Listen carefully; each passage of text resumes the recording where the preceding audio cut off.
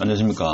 오늘은 한국은행의 경고, 대구 부동산 조정 온다 이런 주제로 저번에 했는데 이 내용과 더불어 대구 부동산 상승할 요인에 대해서도 같이 한번 공부해 보도록 하겠습니다. 사실 공급이 많고 뭐 여러 가지 문제가 많다는 것은 일반인들의 인식인데 지금 정부가 지금 재정 정책, 즉 돈 풀기를 계속하고 있습니다. 그래서 이런 측면에서 인플레이션 측면에서 대구 부동산이 상승할 여지가 있다. 최소한 하락하지는 않는다. 뭐 이런 주장에 대해서도 같이 한번 이야기하면서 한국은행의 이러한 경고, 대구 부동산 하락한다. 뭐 이런 경고와 대비해서 같이 한번 공부해 보는 시간을 가지도록 하겠습니다. 아직까지나 개인적인 사견이고 하니까 투자에는 참고하지 마십시오. 그래서 저번 주에 저번 시간에 우리가 살펴본 대구 지역 아파트 분양 입주 물량, 그러니까 한국은행이 왜 대구 부동산이 하락하냐라는 것을 크게 공급 물량이 많다는 것으로 이렇게 그 근거를 댔습니다. 특히 분양과 입주 물량이었죠. 그래서 분양은 18년부터 21년까지 매년 2만 5천 세대 이상 이렇게 많이 했고, 입주 물량도 14,000세대부터 해가지고 지금 23년에 3만 1,000세대로 엄청나게 많다 하는 겁니다. 그래서 대구의 적정 수요 한 12,000에서 14,000세대를 상회하는 그런 입주 물량이 계속적으로 쏟아진다. 그래서 대구 부동산은 위험하다. 이것이 한국은행이 주장하는 기본 골격이었습니다. 그래서 미분양 공동주택 같은 경우에는 오히려 작년, 재작년이 더 많았는데 21년 올해는 급격히 하락하다가 최근에 좀 상승을 해가지고 신문지상에 상당히 많은 기사가 오르내렸다. 이렇게 보시면 되겠습니다. 자, 그렇게 보시면 되고, 자, 그러면 지금 슈퍼 추경, 초저금리, 그래서 고압 경제의 후폭풍이 몰려올 수 있다, 뭐 이런 이야기를 하고 있습니다. 그러면 고압 경제가 뭐냐라는 것부터 먼저 살펴보면, 제가 지금 하는 이야기는 있죠. 인터넷 찾아보면 다 나옵니다. 자, 고압 경제는 뭔가 하면, 자, 미국의 제닛 옐렌, 미 정무부 장관이 패드 의장이었죠. 패드를 이끌 그 시절에 이제 초저금리 있죠. 즉 일본이 수십 년 동안 뭡니까 저금리를 수십 년 동안 유지했는데도 불구하고 저성장을 탈피 못한 것을 보고 쉽게 말해서 깜짝 놀랐다. 그래서 옐렌이 뭡니까 이것을 저성장 저물가 국면을 탈피하기 위해서 꺼낸 그것이 경제학적인 전략이다. 그래서 성장에 대한 돈을 풀어가지고 그것입니까 민간 소비의 성장이 일어나고 그래서 어느 정도 인플레이션은 뭐 조금은 일어나도 되는데 하여튼 그러한 선순환 구조가 되기를 희망하는 차원에서 성장에 대한 신뢰를 민간에 심어주기 위해서 충분한 수준의 돈을 풀었다. 푸는 정책 뭐 이렇게 보시면 되죠. 그래서 성장과 물가 상승의 어떤 선순환 구조를 만들기 위한 옐렌의 어떤 거시적인 경제 전략이다 이렇게 보시면 되겠습니다. 쉽게 말하면 돈을 계속 풀어가지고 뭡니까 민간에 어떤 신뢰를 얻고 그로 인해 가지고 투자가 활성화되고 성장도 되고 그에 따라 물가도 좀 상승하는 자 이런 차원에서 옐렌이 처음 사용했던 그런 말이다. 그런데 실질적으로 뭡니까? 지금 미국 같은 경우에는 뭐 그렇게 해도 뭐 상관이 없다고 합니다. 근데 지금 우리나라가 경쟁적으로 돈을 퍼붓는 고압 경제, 옐렌이 주장한 고압 경제 양상을 띠고 있다고 하는 겁니다. 코로나19에 따른 경제 충격에서 빠르게 벗어나겠다는 그런 구상에서 한다는 것은 충분히 이해가 되죠. 근데 지금 각종 경제 지표에서 인플레이션 조짐이 나타나는 등 후유증이 발생하고 있다고 하는 겁니다. 여러분 어떻게 아는지 몰라도 제가 알기로는 이런 면이 있습니다. 인플레이션이 있죠. 급격하게 일어나면 이것이 문제가 됩니다. 인플레이션이 급격하게 일어나게 되면 어떻게 됩니까? 말 그대로 금리도 급격하게 올려야 되지 않겠는가, 뭐 이래 볼 수 있죠. 근데 인플레이션이 서서히 일어나게 되면 금리 인상도 서서히 일어나고, 지금 같은 상황에서는 금리를 급격하게 올리니 힘들겠죠. 자, 이렇게 되면 뭔가 하면 제가 생각하고 제가 알기로는 이게 인플레이션이 급격하게 일어난다. 그러니까 자산 가격이 폭등할 수 있는 겁니다. 그래서 인플레이션이 서서히 일어나면 자산 가격이 폭등할 수 있다 하는 게 제가 알고 있는 바다예요. 하여튼 간에 고압 경제는 그렇습니다. 제니 옐런이 미국 재무부 장관이 중앙은행을 이끌던 2016년 처음 언급한 그런 용어다. 글로벌 금융위기 이후 미국을 비롯한 세계 경제가 저성장 저물가 국면을 좀처럼 벗어나지 못하자 꺼내던 경제 정책 전략이다. 일본을 보고 놀라서 미국 같은 경우는 일본을 따라가지 말자. 자, 이런 측면에서 돈을 계속적으로 찍어냈다. 얼마만큼 돈을 찍어내느냐, 자, 이게 중요하죠. 자, 미국 같은 경우 쉽게 말해서 전 세계 돈이죠. 5달러 중에서 1달러가 작년 1년 동안 찍어낸 돈이다. 이렇게 보시면 되겠습니다. 이렇게 생각하면 쉽다. 근데 바이든 대통령이 또다시 돈을 더 푼다 하죠. 엄청난 돈을 또 풀겠다고 이야기합니다. 자, 이렇게 되니까 우리 한국도 뭡니까? 지난 5월, 작년 5월 27일, 28일입니까? 그때 기준금리가 0.5% 자, 머물러 있는 상황에서 정부는 추가 경정 예산을 편성해가지고 지난해 66조, 올해 14조, 그럼 얼마입니까 이게? 70조, 80조입니다. 자, 여기에 최대 35조 규모의 2차 추경을 조만간 집행할 예정이다. 그러니까 80조에 35조 하면 이게 115조.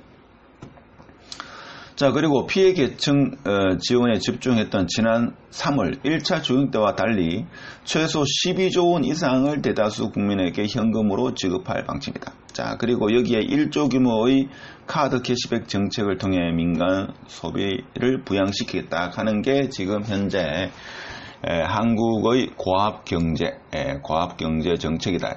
쉽게 말해서 지금 100조 이상을 코로나 이후에 계속적으로 풀고 있다 이거죠.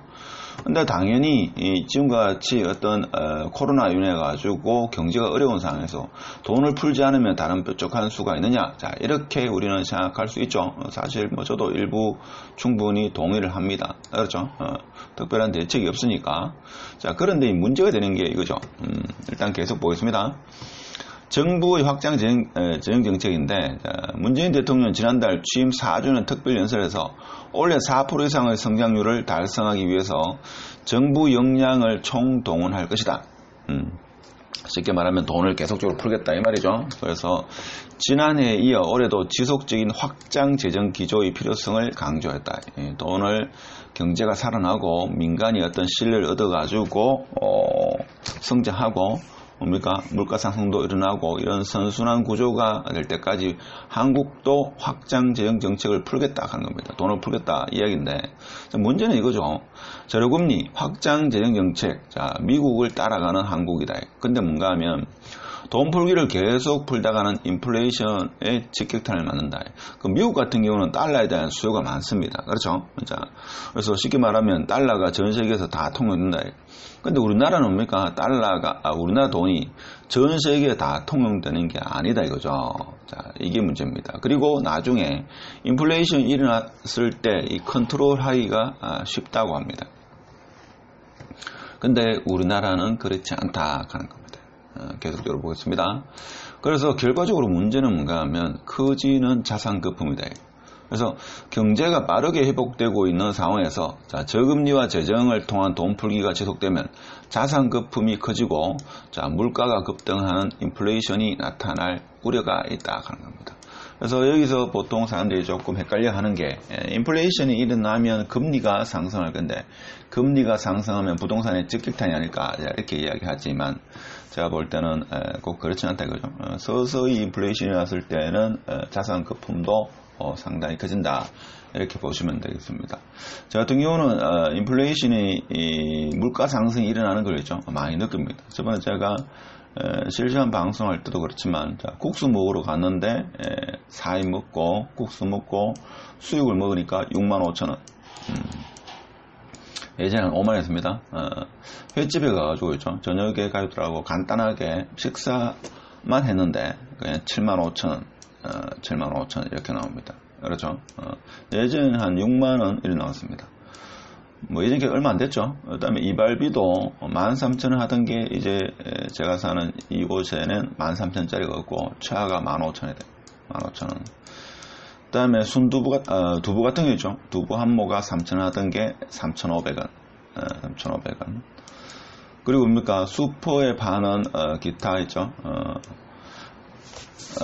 음식 같은 경우에 기타 과자, 뭐 음료수 같은 경우도 최소한 20% 정도 다 올랐습니다. 그래서 제가 요즘에 관심을 이러한 어떤 인플레이션의 물가 상승에 대한 이런 인식을 갖고 모든 가격을 보니까 최소한 20%에서 많게는 30% 정도 이렇게 올랐는 것을 저는 피부로 느낍니다. 여러분 어떻습니까? 자, 그래서 서울대 모 선생은 안동현 선생이라고 서울대 경제학부에 있는 선생인데, 자, 이 양반은 뭐라고 이야기하는가 하면 경제회복 국면에 재정 지출을 늘리면 시장 금리가 높아지고 결과적으로 민간 투자가 줄어드는 구축 효과. 자, 이거를 구축 효과. 자, 그래서 중장기적으로 관점으로 봤을 때 지금은 추경을 편성할 때가 아니다라고 합니다. 근데 지금같이 이렇게 추경이나 재정정책을 많이 펴면 문제가 되는 게 다음 내년도에 새로운 정권에서 이 인플레이션이 아주 과도하게 일어날 수 있다 하는 이런 문제가 있습니다. 자, 그래서 정부 안팎에서는 성장률을 목표로 한 당정의 고압경제 추구가 심각한 후유증을 낳을 수 있다는 지적이다. 그래서 하반기 물가 상승률을 그 누구도 자신할 수 없는 상황이다. 방금 전에도 제가 말씀드렸습니다만 제 같은 경우에는 지금 현재 있죠. 물가가 상승하고 있다는 것을 피부로 많이 느낍니다. 그리고 요즘 흔히 말하는 있죠. 건축 현장에서 말하는 보조 역할, 흔히 말하는 노가다죠. 자, 노가다도 뭔가 하면 15만원에서 20만원입니다. 하루 일당이 15만원에서 20만원 되거죠. 자, 이런 것도 있고. 자, 그래서 저출산 고령화 등 중장기적인 재정 비용 증가가 예정된 가운데 물가 급등과 재정 적자 증가는 향후 위기 대응력을 크게 떨어뜨릴 수 있다 하는 겁니다. 사실 글로벌 금융 위기 때 그때 어떻게 보면 스태그플레이션이 올 수도 있었다, 뭐 이렇게 볼 수도 있죠. 스태그플레이션은 경기는 침체하는데 물가가 계속적으로 오르는 뭐 그러한 상황이라고 볼 수도 있습니다. 그렇죠? 자, 그래 볼 수 있고. 자, 그래서 제가 오늘 말씀드리고 싶은 것은 한국은행이 지금 대구에 아파트 공급이 많다. 그리고 금리 인상 가능성. 이 두 가지 이유, 특히 이 공급에 대한 이야기를 하면서 경고를 하고 있습니다. 자, 그런데 상승 압력도 이렇게 하락에서 가장 중요한 게 공급이 워낙 많기 때문에 이에 못지않게 상승 압력도 이렇게 많이 있다 하는 겁니다. 그래서 저번에도 한번 언급했습니다만은 40년 모기지론. 제가 볼 때는 이것이 무시 못하는 겁니다. 그렇죠? 이것이 40년 모기지론이 집을 매수하고자 하는 측면에서는 상당히 돈에 대한 융통을 할 수 있기 때문에 제가 볼 때는 상승의 모멘텀에 어떤 영향을 미치는 것은 확실하다 하는 겁니다. 그리고 대출도 완화시키는 거죠. 무주택 신혼부부에게 대출을 완화한다는 거, 조정지역, 투유과열지역 10% 이상 더 완화시켜주는 겁니다. 자, 이러한 것들. 그래서 이번 시간에는 재난지원금과 인플레이션에서 이야기했는데 지금 한국의 재정 완화 정책, 이러한 것들이 어떤 상승 압력으로 작용할 수 있다 하는 겁니다. 물론 대구 공급이 많아서 하락한다는 한국은행의 경고도 충분히 이해를 합니다만 지금 정부가 돈 풀기 하고 있는 이러한 상황에서 우리가 한 번도 경험하지 못할 수 있는 그런 인플레이션이 올 수 있다고 여러 경제학자는 경고를 하고 있습니다. 그래서 뭐 부정적으로만 생각할 필요는 없고 무주택자분 같은 경우에는 위치 그리고 본인의 어떤 경제 상황을 고려해 가지고 위치 좋은 곳에 매수도 한번 좀은 생각해 볼 그런 때가 아니겠는가 하는 영상을 마치도록 하겠습니다.